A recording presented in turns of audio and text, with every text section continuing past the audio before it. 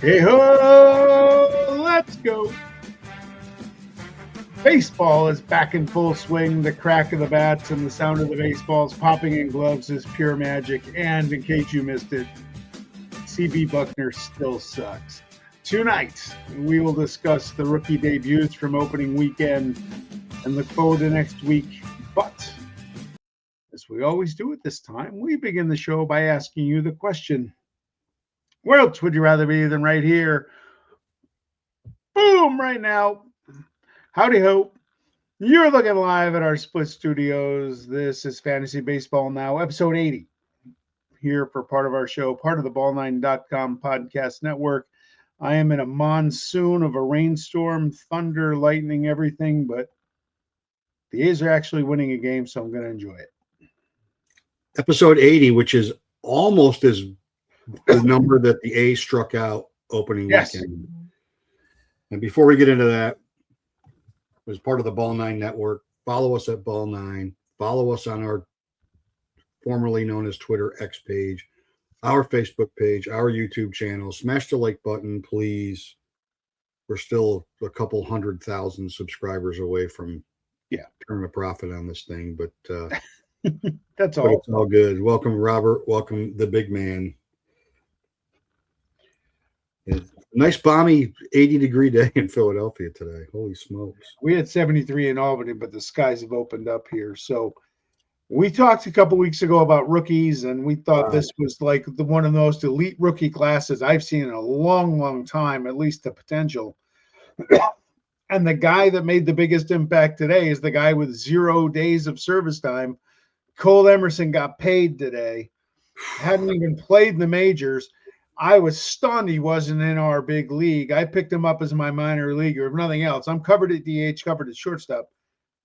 He may have some value if he comes up and starts to rake. I could move somebody on the trade wire, but I mean, what a great move for the Mariners, because there's no pressure on this kid. He's probably going to be up soon.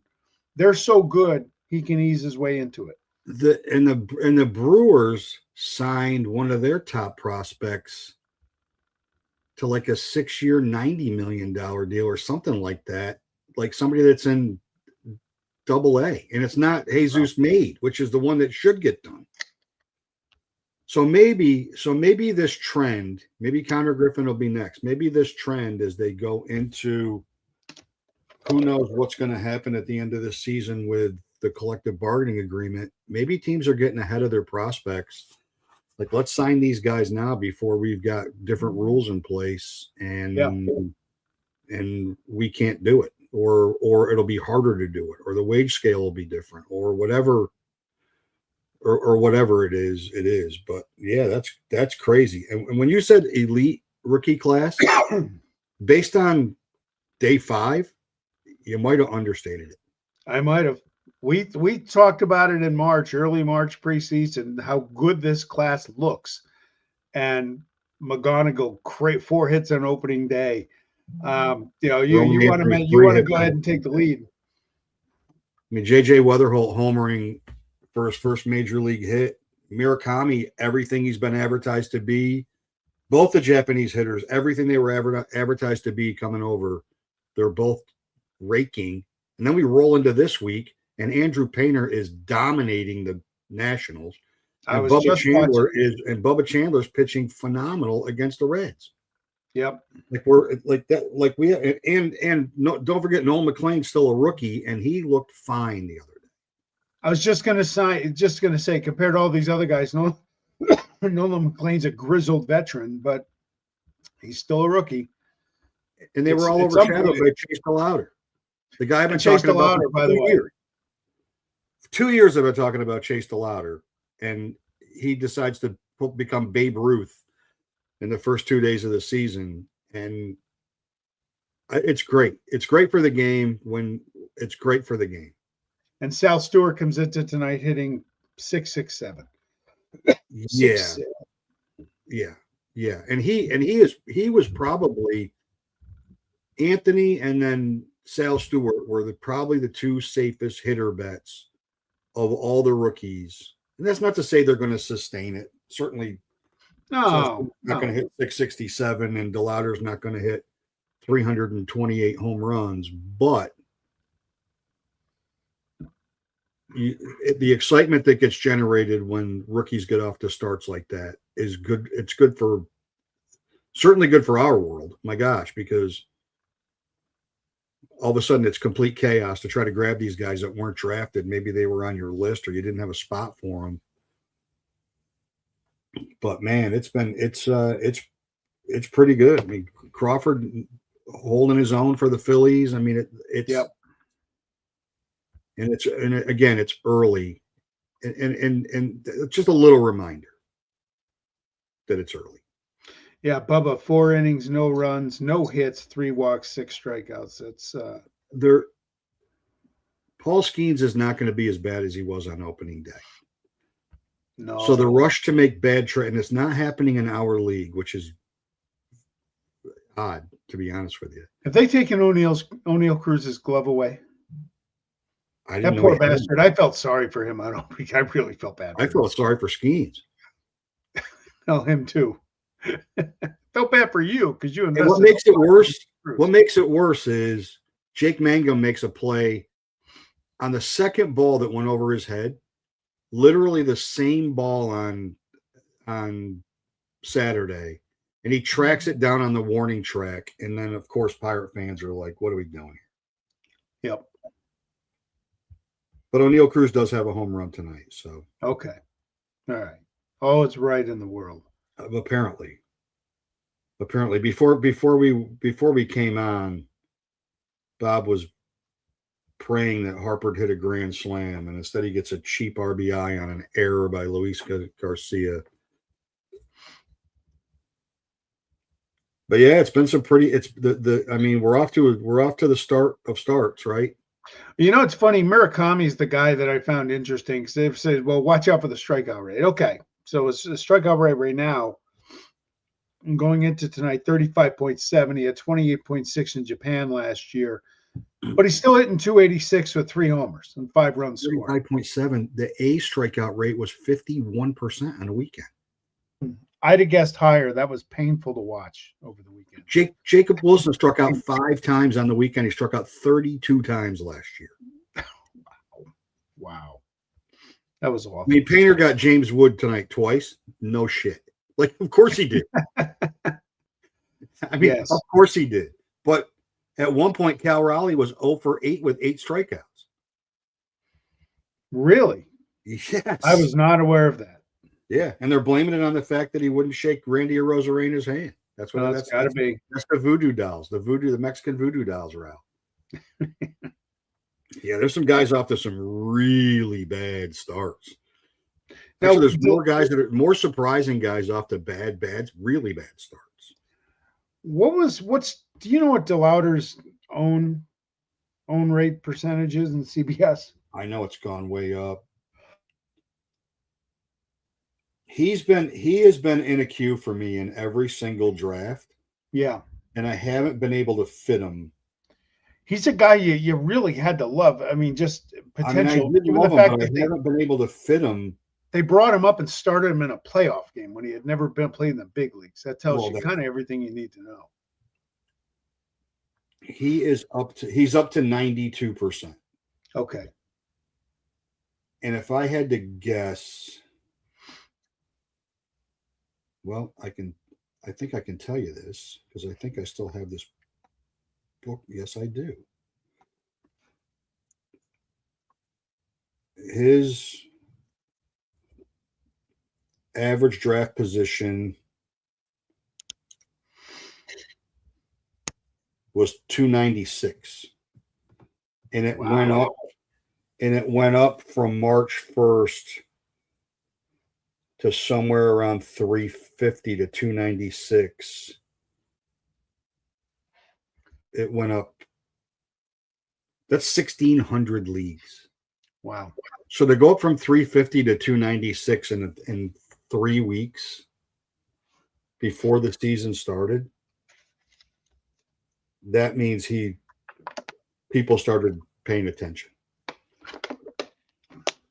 It's the danger of the early draft too, because these the rookies are, Roman Anthony aside, Nolan McLean aside, even Bubba Chandler a little bit, but and Sal Stewart, like there's when you don't have anything on them, like you got nothing to know what they're going to be, and you're not even 100% sure they're going to go north with the team.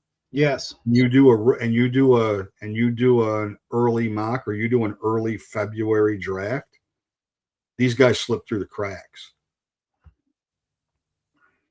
And then it's the mad rush. To pick some guys up. Now, I was smart enough in my National League only league to draft both Weatherholt and Owen Casey.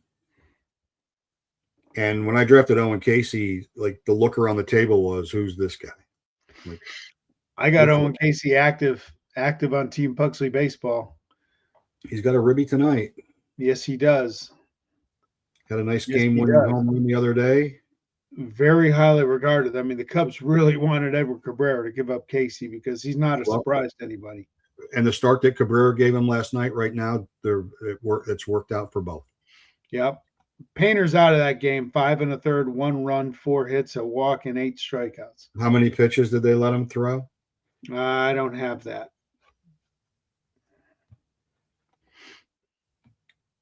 He threw 84 pitches. All right. It's his first start. They're home. The early home run from Schwarber. Yeah, Mr. Big Head hit a home run tonight for the Phillies as well. Yes, he did. Little right field job. He's going to hit 35 home runs for them this year. You watch. If he doesn't get suspended for hanging out with jerks in Profar. Not that we're alleging anything here. Not that we're alleging anything. His head's pretty big. Bonds like. They test them. They're testing these guys, but you know. Pete Alonso's got his first home run for the Orioles tonight. All's right down in Baltimore. Brandon Woodruff on the mound. Jake DeGrom's stiff neck from taking too much Viagra over the weekend to get ready for his Philly start. Yep. So we're in it. I mean, we're in it. And everything we're talking about, what's the topic that everybody's talking about the most? CB Buckner. ABS. The Yankees were 5 for 5 on challenges last night. The A's don't challenge. Through the fourth inning. Whatever. So here's my problem with it. Greg Maddux would have been out of baseball in his second year if there was ABS when he was pitching. Yeah. But when it's a full ball low, a full ball outside, inside, whatever it is, okay, all right, they missed it. There's these calls where it's like 1% of the ball in the strike zone, which is technically a strike, and they're getting challenged and they're getting overturned, and everybody's going crazy on the umpires. Like those on the black calls are part of the game to me. So I do like it. I mean, I know that the big man from Massachusetts loved it on opening day when Anthony challenged, and then all of a sudden reaches on a walk or reaches on a base hit or something, and then all of a sudden the floodgates open in Cincinnati. I certainly liked it when Judge challenged and then homered on the next pitch on Sunday night, or Saturday night. So, but it does add an element. I can't wait for the stats. Yeah, and I can't wait for now. As equally important as the umpire stats are in ABS, is the catcher framing stats that everybody was so excited about. Like this catcher is a great framer. This catcher is a great framer. Well, I mean, if you have the courage to challenge, welcome BU. Framing goes away. Yeah. Or it's certainly going to not be as effective as it would have been in the past. And if you're a team that commands a strike zone, that knows the strike zone, long at bats, Toronto, the Yankees, Dodgers, like long at bats, you're going to win most of those challenges because they all know the strike zone. Yeah. All I really want to see is the arrogant umpires who are generally very incompetent at their job get better. Get some humility, get knocked down a little bit, and get better at your job. Yeah. I mean, they got to get better at their job. I mean, that's the bottom line. The bottom line is, I mean, this is a level of accountability that they haven't had No, in forever. I mean, and it's there for everyone to see. I mean, the base, like the field replay has added some accountability, but 99% of the time, those are not like egregious misses. Those are like bang bang plays that slow motion camera figures out. It's rare that there's plays where you're like, oh my God, I can't believe he called him out at second. He was already standing on the bag. Yep. That's kind of rare. But this is right in front of your face in real time, and it's quick. It's quick. It's quick. It was the biggest cheer in Cincinnati the other day when Suarez got him twice in a row. Yeah. 40,000 went nuts. He was terrible. He was Eric Gregg like the other day. Yeah, I brought up Eric Gregg's name the other day. I mean, he wouldn't have been able to work behind a plate one time in his career if this thing was in place then. Nope. Get better at your job or continue getting embarrassed. That's and the Marlins wouldn't have won a World Series. No, they wouldn't have. They would not have. No, or at least Livan Hernandez wouldn't have been a household name for a month. Yeah, with 15 strikeouts, and none of the third strikes were even remotely close to the strike zone. Like 7 of them were in the batter's box. Yeah, he had dinner. He had plans. He had to go. He had plans. Eric Gregg was a big guy. He had dinner plans. He's not missing that. Breaking news, and this is important. Team Pugsley is now tied for first place. Very important on day 5 of the regular season. It matters for my peace of mind. And you can follow Team Pugsley Baseball on Roku. You can follow the Gas House Gorillas on Netflix. Yeah, as long as you pay for it.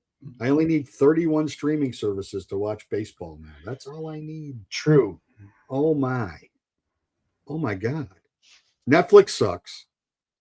Terrible. Yeah, that was awful. Terrible. I still don't know who that asshole was with the microphone outside the giant dugout. I'm like, I can't.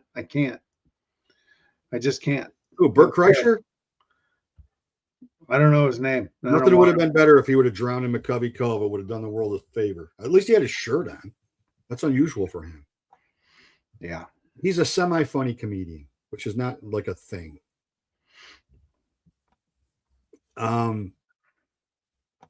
Peacock, I mean, unfortunately, basketball's still going on and the Sunday night NBC game's still going on. The Peacock production of Sunday Night Baseball compared to anything ESPN's done in the last 15 years was a meteoric change. A million times better. Everything about it was better. Everything. Graphics, announcing, you name it, it was better. That's a good thing, right? So NBC taking that is a good thing. And NBC did baseball really well when they had it. Yeah. Back to the old Kurt Gowdy and Tony Kubek days. Those were they did a really good job with baseball. So that's a good thing. But too many platforms, people are losing their minds. It is maddening. But that's the way it goes. No, I mean it is Major League Baseball marketing. Number 10 in the top 10 sports in the United States. Sure. Right behind Kidditch. Let's go to so in a short week. So again, we're rolling into the regular season. We're going to get you used to the flow and what we do here. So we do who's hot, who's cold, add targets, guys to nuke off your team, and then we look ahead to next week. That's how the regular season show goes. Unless we have a special guest, then it doesn't go like that. So right off the bat, I'll let you go first because yours makes me the happiest of anything I've seen. Yeah, you know what? I hate the Angels, but I how do you hate Mike Trout? I feel bad for the guy. He's stuck in the worst run organization for his entire career. but they're safe. And he hasn't been healthy since what, 2019. Stay healthy. I would love to see a fully healthy Mike Trout for a year and see what kind of numbers he has. Has injuries zapped his talent? We'll find out. But 353, 2 homers, 5 RBIs, 3 runs, even got a stolen base over the weekend. Good for him. Welcome back to the show. Just stay healthy. And a beautiful diving catch in center field, which made everybody that owns Mike Trout that stole him at pick between pick 175 and pick 225. Yeah. Stole him. It made him look through their fingers, hoping to hell that he got up and wasn't hurt. Yes. And then you mentioned Sal Stewart, and I had to mention Sal Stewart. And it's not, yeah, 667 is great, right? You can't argue about that. And a homer, 3 runs scored, 2 RBIs. He's only struck out 1 time. He's 4-1. He's 4-1 walk to strikeout already. Trout had a steal tonight too. Holy Jesus! Is it 2015? Yeah, right. Good for him. And Sal Stewart's hard hit rate is the 2nd highest in baseball so far this year. And it was high last year when he came up. So this isn't going to end for him. And shockingly, Trout's 100% owned. Stewart's only 91% owned and only 71% started. Wow. How are you? You better be damn ass deep at utility and first base to not be starting Sal Stewart on your team. Is that just the natural inclination of owners, though, not to be sure about rookies yet? They got to see it a little more. I'm kind of like that. But as I said with him, we saw him at the end of last year. They made the playoffs because he got called up. Yeah. He was on a tear. I don't know about that. Maybe one of us. One of us did. I haven't had hair in a long time. The last time Sean had hair, Mickey Mantle was healthy. That might be true. The 50s. That might be true. So that's who's hot. And then we go to who's cold, which, I mean, we had a litany of opportunity to pick guys. And you picked one of my favorite players. I don't know why he is. I guess I just like the way he plays. Yeah. He's not off to a great start. No, you know what? This time of year, it's hard to pick on these guys. Slow starts happen. And, how reactive do you get? But at the same time, if you got a team full of guys that are absolutely shit in the bed, you can't play them all. Now, Frelick still started in 65% of leagues this week. He went 2 for 13, 154, a homer, 2 RBIs, no steals, more importantly. He's going to hit. He's a really good player. I wouldn't cut the guy, but I might have parked his derriere on the bench for this week, though. But he was hot compared to Josh Naylor,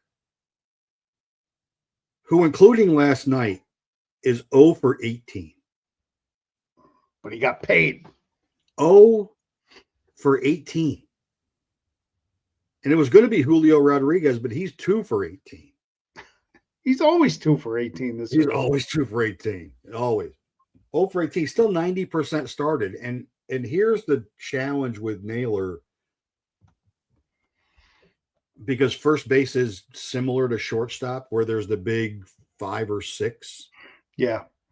And then people waited because they knew that there was only a handful of teams to draft 3 guys that needed, maybe 3 teams that needed first baseman and 5 real candidates. So people waited on him, and where people got him versus his ADP, they probably felt great about. And then he goes 0 for 18 to start the season. So I don't think they feel great about it all that much anymore.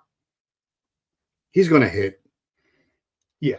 I mean, all these guys are, the large majority of these guys are going to hit. Tatis is off to a horrible start.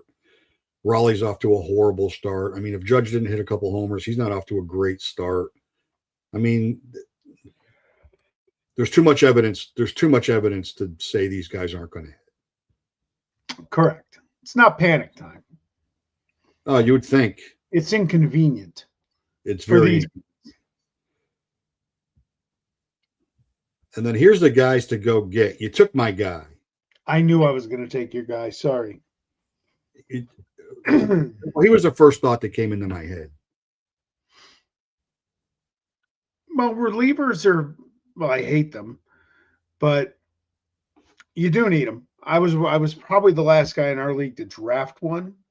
But when you see it, this is one of the biggest things this time of year. You got to be mining the free agent wire. You got to be seeing what's going on with some of these teams, especially the closers. Estevez has been terrible throughout the spring. He's got no velocity.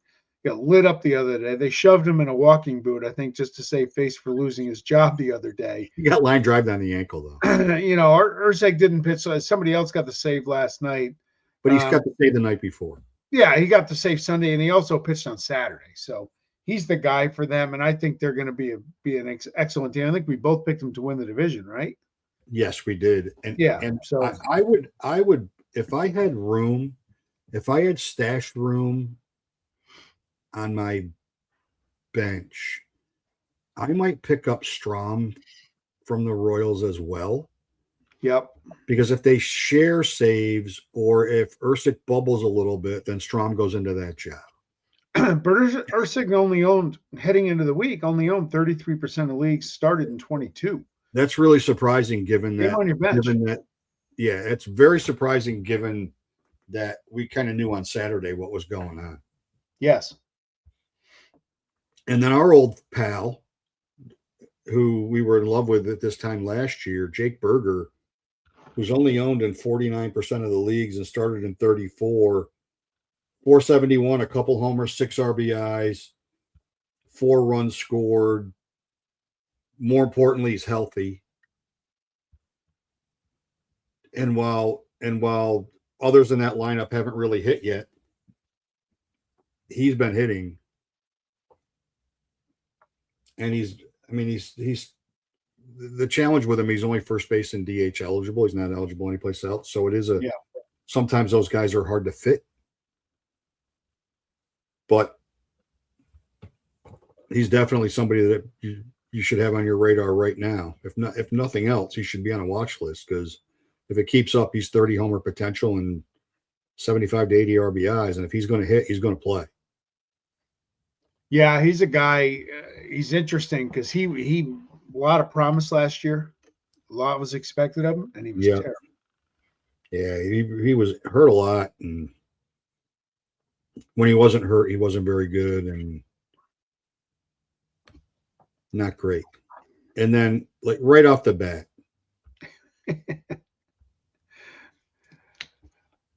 you can lead this one. So somehow, for some reason, I did draft Griffin Jacks in our league, and I don't know why or how. The big man was panicked about his bullpen, and was a little bit panicked, and we made a very early trade. And like the next day, Griffin Jacks comes in the 6th inning. And then the next day he comes in the 7th inning, and then he comes in an extra inning game and he gets the shit hammered out of him. And he's still 65% owned and 45% started in a holds league. Yes. Yeah. I would probably keep him, but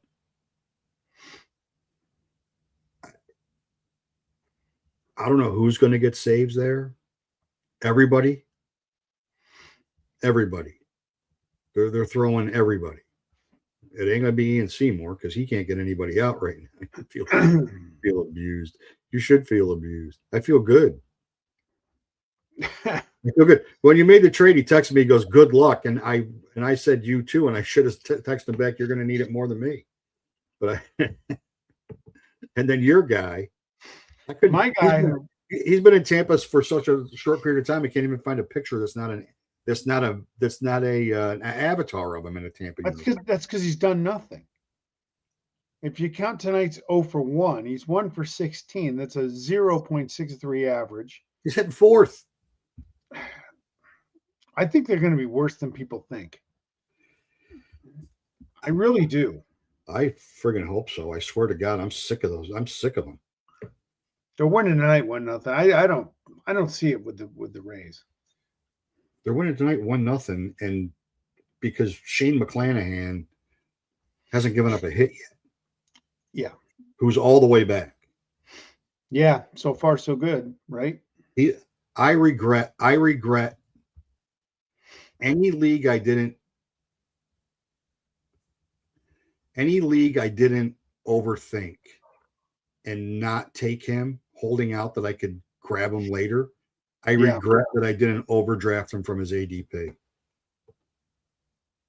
Because if he's healthy, he's an all-star caliber starter. Absolutely. That gives Tampa 1. Yes. And they're going to hit. Outside of Cedric Mullins. They dropped him down. He's batting 6th tonight. I guess they couldn't take it anymore. Yeah, for the 29% of the people that own him, find somebody else. Find everybody else. Find somebody else. I mean, even if he doesn't do anything. No. He doesn't do anything. He's not a productive fantasy guy anymore. No, those days are long gone. And he was never as good as everybody kind of thought he was going to be. And I'm a guy that kept him 1 year in our keeper league. He was like pre-COVID, he was very productive. Since 2022, nope. Yeah. Not at all. I mean, he wasted the Mets' time. Yeah, he did. Still starting though. Still on a roster. Maybe it's that hat. Maybe it's the cowboy hat. It must be the hat. It's good looking Baltimore too. A lot of cowboys in Baltimore. Big rodeo town. And then looking ahead, goddamn, I certainly wish that I would have looked at my 2-start pitcher after tonight's start, because based on what he did tonight, you may want to not take my advice. I like Brandon. I thought for sure I left Schlittler just for you. Yeah. I tend to look at this. I tend to look at this as who might be out there that you can go grab if you want a 2-start pitcher for next year. I tend not to look at it as like Schlittler's a layup 2-start pitcher for next week. Obviously. I do agree with your philosophy on that. And 99% of the time, that's where we go. We look at the matchups. We look at guys that are in the rotation. Look at guys that generally they're under 50% owned. I think Williamson's only 26. It's going to go down after tonight because those pesky Pirates, the big hitting Pirates, decided to hit 3 homers off them. So I do like your guy. I'm a big Cameron fan. He's not going to strike anybody out, but my philosophy with 2-start pitchers is if they're on your roster and they're a 2-start pitcher, you better be really deep as a staff if you're not going to play him. Because if you're afraid to play a guy in a 2-start, you probably should get rid of him.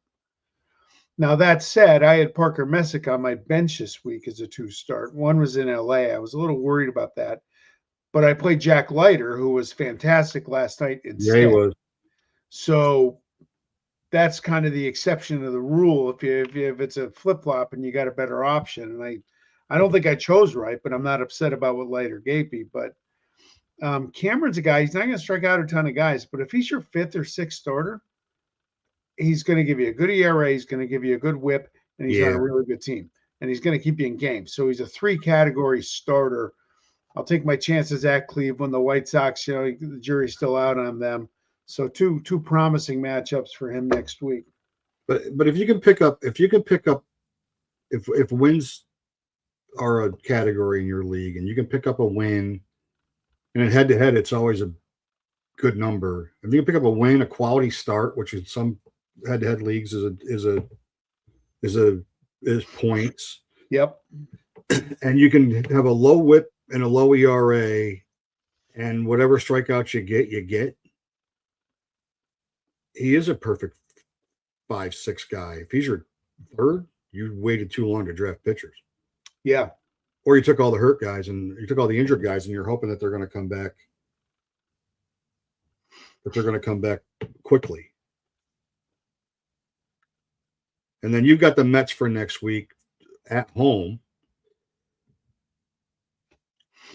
Yeah, Arizona for 3. I like them. And the A's, I don't know who makes these schedules.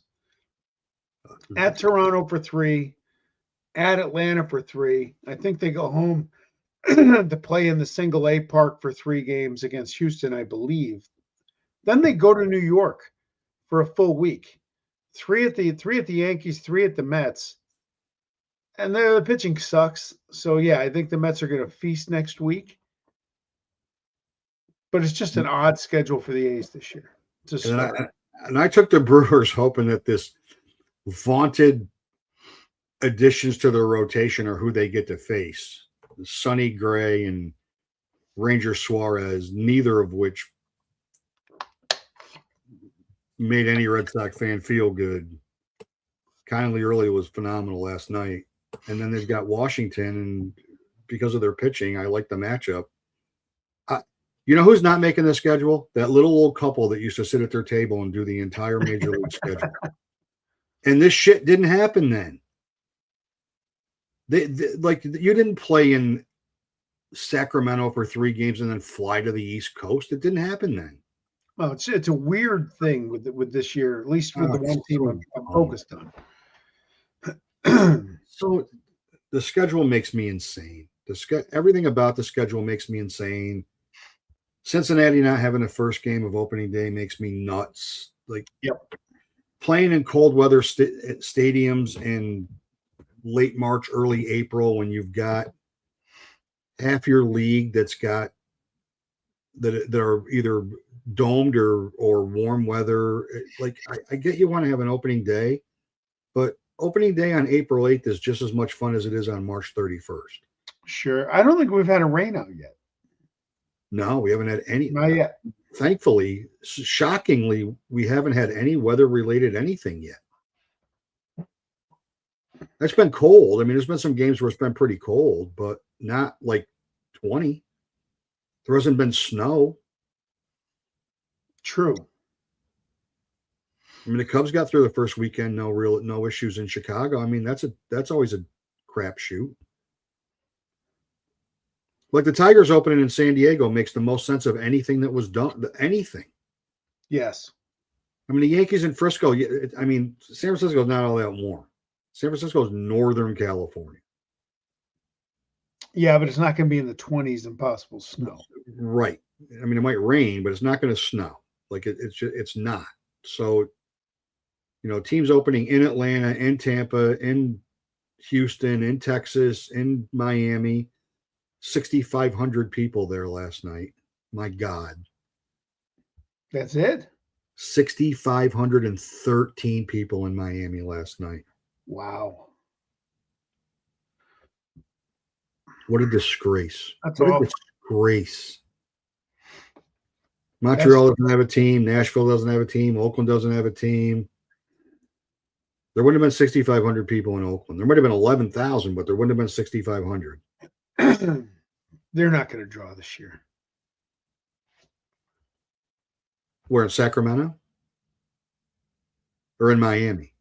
No, in Sacramento. They're going to draw less than they did last year. You think so? They pissed off. I don't know what the season ticket sales are this year compared to last year. I don't know if I can look that up. I'm going to try. But yeah, because last year they sold all these season tickets and then promised, like, it's going to be the hottest ticket in town. There's so few tickets, you got to buy it if you want to go. And 2 weeks into the year, they were selling seats, buy one get one free for $20. People were like, "Why did I buy the season package if I can sit one section over for a buy one get one?" Yeah, exactly. Yeah, exactly. Where's the motivation? And plus, like, what's your season ticket experience like at a minor league stadium? Yeah, right. hit the bull, you win a steak. It's exactly. You know, And that's just the pitchers. yeah, if we want to go down that road, I got more.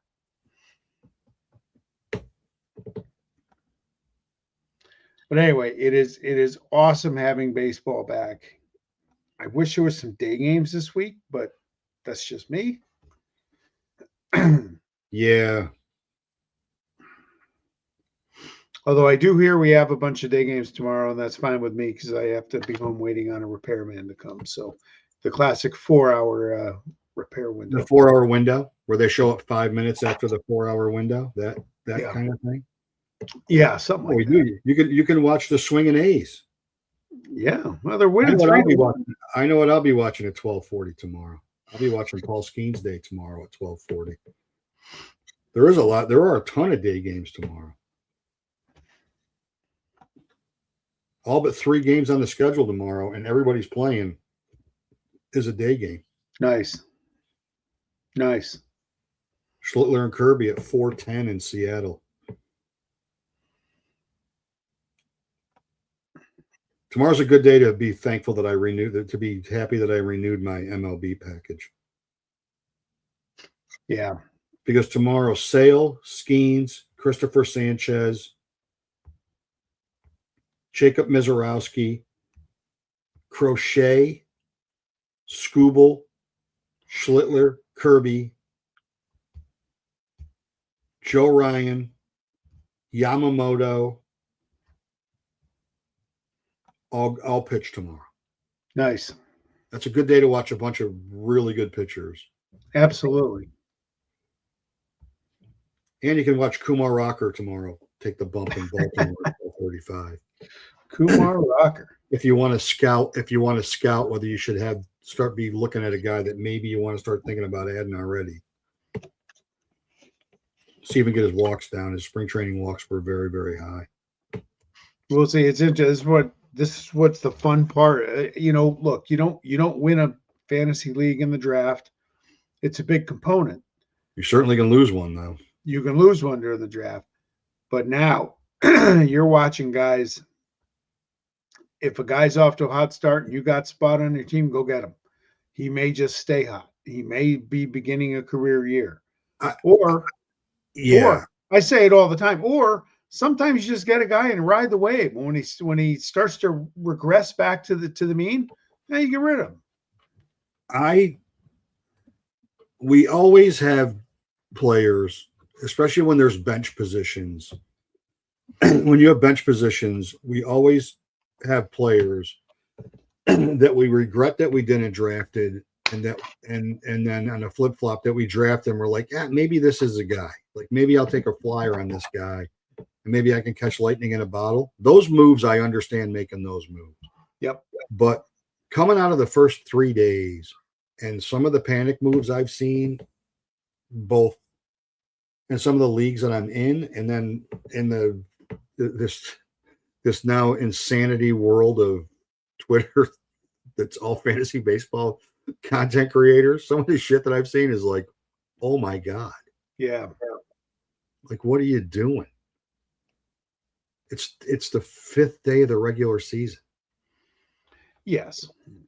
You got to keep perspective. 40 Coronas at the draft do cloud the last 4 rounds. They do. Or so I'm told. Not sure who my last 4 picks were. Yeah. Let me go to the draft recap. I think there's some scratch on a piece of paper that with some names that might be legible. He's already been taken. Did you ever take Bobby Witt Jr. yet? No, he's already been taken. He was saved. Yes. That happened to me during the draft. I looked over at Gasper. I think after his dog bit me, when I saw DeGrom on my sheet, and I said, wait, didn't you keep DeGrom? And he goes, yeah. And I thought he, for whatever reason, thought he kept Mizorowski, and I crossed him off and not DeGrom. And where that screwed up was, actually, it wouldn't have mattered. I really wanted Kate Horton coming back in that round, and the big man took Mizorowski right in front of me. So, but it threw me off a little bit. But yeah, you gotta monitor that stuff.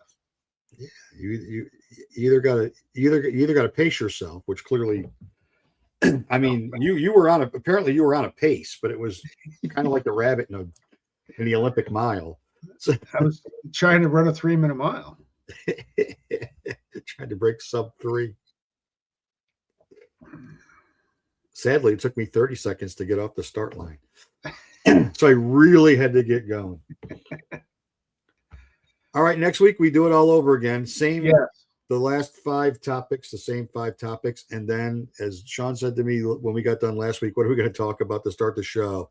And I go, there is no way something isn't going to come up in the next 4 days. It isn't going to give us a topic. So that's what next week's leading topic will be, is whatever shows up in the next 5 days.